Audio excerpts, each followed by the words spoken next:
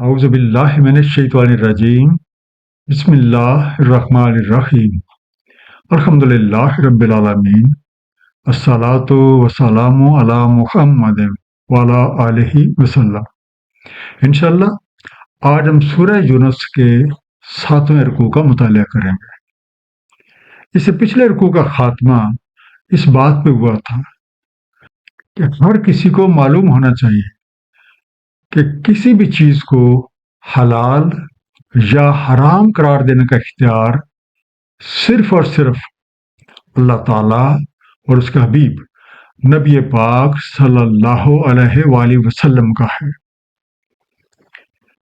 جو لوگ خود سے کچھ باتیں گھڑ کے انہیں اللہ تعالیٰ کی طرف منسوب کرتے ہیں، گھاٹے کا سودا کرتے ہیں، کیونکہ اگر انہیں یوم قیامت پر ایمان ہوتا تو وہ کبھی بھی ایسی حرکت نہ کرتے۔ در حقیقت اللہ تعالیٰ لوگوں پہ فضل ہی فرماتے ہیں، لیکن اکثر لوگ ناشکری کیے بغیر نہیں رہتے۔ اس دعا کے ساتھ کہ اللہ تعالیٰ اپنے حبیب نبی پاک صلی اللہ علیہ وسلم کے طفیل ہم سب کو قرآن کریم کا صحیح مفہوم عطا فرمائیں۔ آئیے مطالعہ قرآن کا آغاز کرتے ہیں۔ سورہ یونس رکوع نمبر 7، جو کہ آیات 61 سے 70 پہ مشتمل ہے۔ بسم اللہ الرحمن الرحیم۔ وما تکون فی شان، اور نہیں ہوتے آپ کسی شان میں، وما تتلو منہ من قرآن، اور نہ تلاوت کرتے اس میں سے کچھ قرآن، ولا تعملون من عمل، اور نہیں کرتے تم کوئی عمل، الا کنا علیکم شہودا اذ تفیضون فیہ، مگر ہم ہوتے ہیں شاہد تم پہ جب تم مشغول ہوتے ہو اس میں۔ وما یعزب عن ربک من مثقال ذرۃ فی الارض ولا فی السماء، اور نہیں تمہارے رب کی دسترس سے باہر کوئی ذرہ زمین میں اور نہ آسمان میں۔ ولا اصغر من ذالک ولا اکبر الا فی کتاب مبین، اور نہ کوئی اس سے چھوٹا اور نہ کوئی بڑا مگر وہ کتاب مبین میں ہے۔ تفیضون، آپ مشغول ہوتے ہیں، یو آر انگیجڈ۔ یعزب، پہنچ سے باہر، آؤٹ آف ریچ۔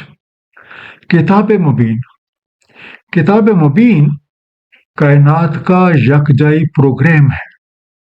اس کتاب میں رب ذوالجلال نے اس کائنات کے تخلیقی منصوبوں کی وہ تمام جزیات محفوظ فرما دی ہیں جن کے تحت یہ کائنات بنی ہے، اور کن کے نتیجے میں فیکون کی مکمل تفصیلات بھی اس میں مرقوم ہیں، یعنی وہ اصول اور فارمولے جن کے تحت یہ کائنات چل رہی ہے۔ یہ آیت مبارکہ اس بات پہ دلالت ہے کہ ہم چاہے کسی بھی حالت میں ہوں یا کوئی بھی کام سر انجام دے رہے ہوں، ہم ہر وقت اللہ تعالیٰ کی نگاہ میں ہیں۔ ہماری کوئی بھی چھوٹی سے چھوٹی حرکت ان سے پوشیدہ نہیں ہے۔ لفظ ذرہ، اس کا ترجمہ عام طور پہ ایٹم کیا جاتا ہے۔ ایٹم یونانی زبان کا لفظ ہے اور اس کا مفہوم کسی چیز کے ناقابل تقسیم ہونے کے ہیں۔ چند صدیاں پہلے سائنسدان اس نتیجے پہ پہنچے تھے کہ مادہ در حقیقت مختلف ایٹموں کے اکٹھے ہونے کی وجہ سے وجود میں آتا ہے۔ 20ویں صدی میں تحقیق آگے بڑھی اور اس بات کا سراغ لگایا گیا کہ ایٹم ناقابل تقسیم نہیں ہے، بلکہ اس میں ایک نیوکلیس ہے جس کے ارد گرد الیکٹران یعنی منفی چارج کے حامل ذرات گردش کرتے ہیں۔ تحقیق مزید آگے بڑھی تو معلوم ہوا کہ اس نیوکلیس کے اندر مثبت چارج کے حامل ذرات یعنی پروٹون اور اس کے علاوہ نیوٹران بھی موجود ہیں۔ آج سے چند اشروں پہلے تک یہ خیال کیا جاتا تھا کہ پروٹون اور نیوٹران ہی ایٹم کی بنیاد یعنی نیوکلیس ہیں، لیکن موجودہ دور میں اس بات کا سراغ لگایا گیا ہے کہ یہ دو ذرات مزید چھوٹے ذرات کا مجموعہ ہیں جن کو کوارکس کا نام دیا گیا ہے، اور کوئی بھی پروٹون یا کوئی بھی نیوٹران 3 مختلف رنگوں کے حامل کوارکس سے مل کر بنتا ہے۔ ایٹم کا دوسرا اہم حصہ الیکٹران ہے۔ یہ ایک متحرک ذرہ ہے، اور کوئی بھی الیکٹران جب تک اپنے مدار میں رہتا ہے مادی حیثیت کا حامل ہے، لیکن جب وہ اپنے مقدار سے نکل جاتا ہے تو غیر مادی ہو جاتا ہے، اور اسے فوٹون یعنی روشنی کے ذرات کہتے ہیں۔ الیکٹران بھی میوان اور نیوٹرینو جو ہیں ان ذرات کا مجموعہ ہے، اور اس مجموعے کو لیپٹون کا نام دیا گیا ہے۔ آج سائنس جن چیزوں کی نشاندہی کر رہی ہے وہ اللہ تعالیٰ کی کتاب میں آج سے 14 صدیاں پہلے ہی بیان کر دی گئی تھی، جو کہ اس کتاب کے رب کریم کی طرف سے ہونے کا ایک ناقابل تردید ثبوت ہے۔ الا ان اولیاء اللہ لا خوف علیہم ولا هم یحزنون، سن لو، بے شک اولیاء اللہ نہیں ہے کوئی خوف ان پہ اور نہیں ہے وہ محزون۔ الذین آمنوا وکانوا یتقون، اور جو ایمان لاتے ہیں اور تقوی کرتے ہیں۔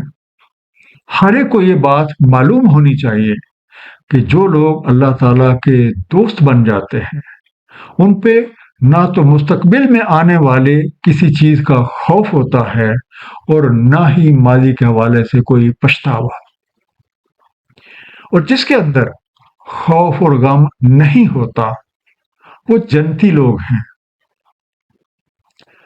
خوف اور غم اس وقت تک کسی کا پیچھا نہیں چھوڑتے جب تک اس شخص کے اندر قناعت اور استغنا موجود نہ ہو۔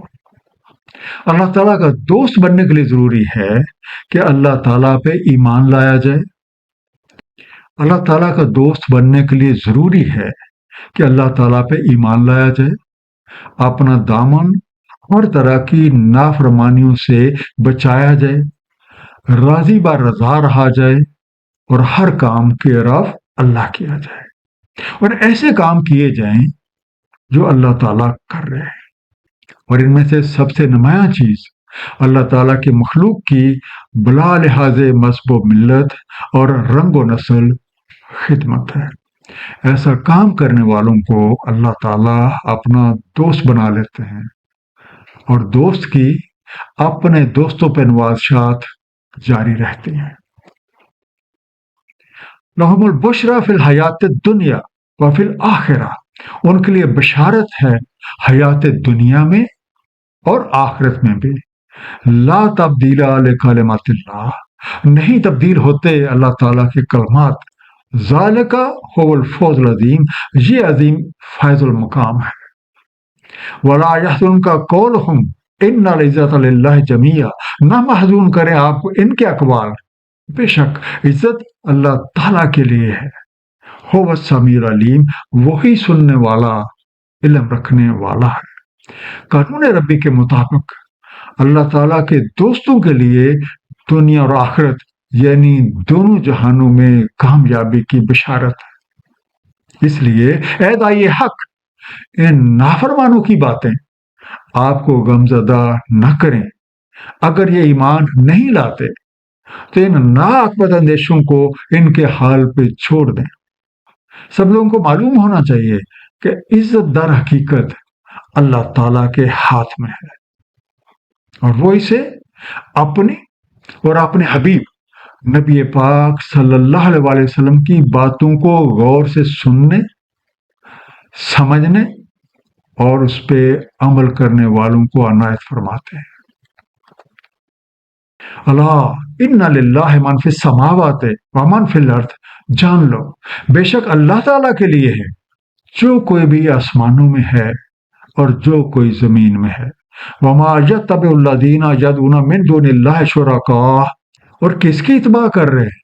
جو پکار رہے ہیں اللہ تعالیٰ کے سوا شرکاء کو. ان یتبعون الا الظن وان ہم الا یخرصون، نہیں وہ اتباع کر رہے مگر ظن کی، اور نہیں ہے یہ مگر کیا سارائیاں کرتے ہیں. یخرصون، اپنے ظن کی بنیاد پہ کسی چیز کے بارے میں اندازہ لگانا، یا آپ کہہ سکتے ہیں اٹکل پچو باتیں کرنا، گیس. ہم سب کو یہ حقیقت معلوم ہونی چاہیے کہ زمین و آسمان میں ہر چیز اللہ تعالیٰ کی ملکیت ہے. وہی خالق اور مالک حقیقی ہیں، اس لیے صرف انہیں کی بندگی میں ہی کامیابی ہے.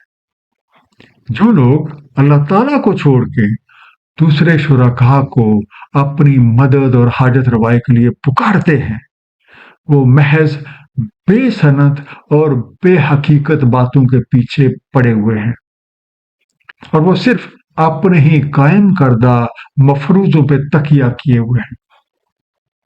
ان کے بنائے ہوئے شریک اللہ تعالیٰ کے حضور ان کے کسی کام نہیں آ سکتے.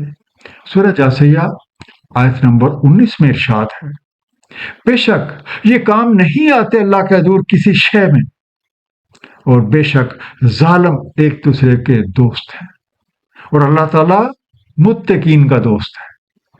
حقیقت کو چھوڑ کے خود ساختہ نظریات کی پیروی کرنا کسی بھی کام نہیں آ سکتی. ایسا کرنے والوں کے بارے میں سورہ یونس آیت نمبر 36 میں ارشاد ہے، نہیں اتباع کرتے ان میں سے اکثر مگر محض ظن کی، بے شک ظن نہیں کام آتا حق کے مقابل کچھ بھی. هو الذی جعل لکم اللیل لتسکنوا فیہ والنہار مبصرا، وہی ہے جس نے بنائی تمہارے لیے رات تاکہ تم سکون پاؤ اس میں، اور دن کو دکھلانے والا. ان فی ذلک لآیۃ لقوم یسمعون، بے شک ان میں نشانیاں ہیں اس قوم کے لیے جو سنتے ہیں. اللہ تعالیٰ جس کی ملکیت یہ زمین و آسمان ہے، اسی نے لیل و نہار کا سسٹم قائم کیا ہے، جس کے مطابق چیزیں غیب سے شہود اور شہود سے غیب میں پلٹ رہی ہیں. اللہ تعالیٰ نے رات کو سکون اور دن کو روشن بنا دیا تاکہ معاش کے لیے کچھ جد و جہد کی جا سکے. یہ رات اور دن رب کریم کی بڑی نشانیوں میں سے نشانیاں ہیں. ان نشانیوں پہ تفکر کرنے سے معلوم ہوتا ہے کہ ہماری زندگی بھی اسی لیل و نہار کے مطابق ہے. اس دنیا میں آنے سے پہلے بھی ہم کہیں موجود تھے جسے ہم غیب کے سوا کوئی اور نام نہیں دے سکتے. پھر اس دنیا میں آ گئے اور کچھ عرصہ یہاں گزار کے ہم ایک اگلے جہان میں چلے جائیں گے جسے ہم غیب کے سوا کوئی اور نام نہیں دے سکتے. اگر ہم اپنے موجودہ دور زندگی کو دن تصور کر لیں تو اس عرصے میں کیے گئے اچھے اعمال زندگی کے اگلے مرحلے میں ہمارے لیے راحت اور سکون کا باعث بن جائیں گے. قالوا اتخذ اللہ ولدا سبحانہ هو الغنی، کہتے ہیں اللہ تعالیٰ اولاد رکھتا ہے، حق ہے وہ تو غنی ہے. لہو ما فی السماوات و ما فی الارض، اسی کا ہے جو کچھ آسمانوں میں ہے اور جو کچھ زمین میں ہے. عندکم من سلطان بہذا، نہیں ہے تمہارے پاس اس کا اختیار کار. اتقولون علی اللہ ما لا تعلمون، کیا تم کہتے ہو اللہ کے بارے میں جس کا تم علم نہیں رکھتے؟ کیا سارائیوں کی پیروی کرنے والے کہتے ہیں کہ اللہ تعالیٰ نے اولاد اختیار کر رکھی ہے. اولاد مخلوق کے لیے نسل کو بڑھانے کا طریقہ ہے، اور وہ ذات بابرکات مخلوق جیسی تمام حاجات سے پاک اور منزہ ہے. ان لوگوں کے پاس اپنی بات کو ثابت کرنے کے لیے کوئی معقول دلیل موجود نہیں ہے، اور کسی کو بھی خود سے کوئی بات بنا کے اللہ تعالیٰ کے ذمہ لگانے کا حق حاصل نہیں. اللہ تعالیٰ مخلوقات جیسی تمام حاجات سے پاک ہے۔ سورہ بنی اسرائیل آیت نمبر 111 میں ارشاد ہے، اور کہہ دیں تمام تعریفیں اللہ تعالیٰ کے لیے ہیں، جس نے نہیں اخذ کی اپنے لیے کوئی اولاد، اور نہ اس کا کوئی شریک ہے اختیار کار میں، اور نہ اس کا کوئی دوست ہے کمزوری کی وجہ سے، اور بڑائی کرو اس کی کمال کی بڑائی۔ قل ان الذین یفترون علی اللہ الکذب لا یفلحون، کہتے ہیں بے شک جو افترا کرتے اللہ پہ جھوٹے نہیں فلاح پاتے۔ متاع فی الدنیا ثم الینا مرجعہم ثم نذیقہم العذاب الشدید بما کانوا یکفرون۔ متاع دنیا میں، پھر ہماری طرف ہے مراجعت ان کی، پھر ہم مزہ چکھائیں گے انہیں عذاب شدید کا بسبب کفر کے جو وہ کرتے رہے۔ جو لوگ بھی خود سے باتیں گھڑ کے اللہ تعالیٰ کی طرف منسوب کرتے ہیں اور اس کے نشانیوں کی تکذیب کرتے ہیں، وہ مجرم ہیں، اور مجرم کبھی بھی فلاح نہیں پاتے۔ اللہ تعالیٰ کی مخلوق سے کسی کو بھی اس کی اولاد قرار دینا شرک ہے۔ سورہ نساء آیت نمبر 48 میں ارشاد ہے، بے شک اللہ تعالیٰ نہیں مغفرت فرماتا کہ شرک کیا جائے اس کے ساتھ، اور مغفرت فرما دیتا ہے جو علاوہ اس کے جو وہ چاہتا ہے۔ اور جو کوئی شرک کرے اللہ سے، تحقیق اس نے افترا کیا ایک گناہ عظیم۔ اور جو لوگ دنیا کے حصول کی خاطر اس طرح کی غلط حرکتیں کرتے ہیں، انہیں معلوم ہونا چاہیے کہ دنیا کی زندگی محض چند روزہ ہے۔ مرنے کے بعد ہر ایک کو لوٹ کر اپنے رب کریم کے حضور پیش ہونا ہے اور اپنے اعمال کا حساب دینا۔ خود سے گھڑ کے اللہ کی طرف منسوب کرنے والوں کو اپنے کیے کا حساب دینا پڑے گا۔ سورہ العنکبوت آیت نمبر 68 میں ارشاد ہے، اور اس سے بڑا ظالم کون جو افطرا کرے اللہ تعالیٰ پہ کذب سے، یا تکذیب کرے حق کی جب وہ آ جائے اس کے پاس۔ کیا نہیں ہے جہنم میں ایک ٹھکانہ کافروں کے لیے؟ اس رکوع کا مختصر سا خلاصہ، ہم چاہے کسی بھی حالت میں یا کوئی بھی کام سر انجام دے رہے ہو، اللہ کی نگاہ میں ہے۔ ہماری کوئی بھی چھوٹی سے چھوٹی حرکت بھی اس سے پوشیدہ نہیں ہے۔ اللہ تعالیٰ کے دوستوں پہ خوف اور غم نہیں ہوتا، اور یہ ایک جنتی کیفیت ہے۔ خوف اور غم اس وقت تک پیچھا نہیں چھوڑتے جب تک آدمی کے اندر قناعت اور استغنا موجود نہ ہو۔ اس کائناتی نظام کے خالق اور مالک اللہ تعالیٰ ہے، اور سب کچھ انہی کی ملکیت ہے۔ ان کے سوا کسی اور کو اپنا حاجت روا قرار دینا، دنیا کے حصول کی خاطر خود سے باتیں گھڑ کے اللہ تعالیٰ کے ذمہ لگا دینا بہت بڑا جرم ہے، اور مجرم کبھی فلاح نہیں پاتے۔ اللہ تعالیٰ ہم سب کو قرآن کریم کو صحیح طور پہ سمجھنے اور اس پہ نبی پاک صلی اللہ علیہ وآلہ وسلم کی سنت مبارکہ کے مطابق عمل کرنے کی توفیق عنایت فرمائے۔ صدق اللہ العلی العظیم۔ صلی اللہ تعالی علی حبیبہ محمد وآلہ وسلم۔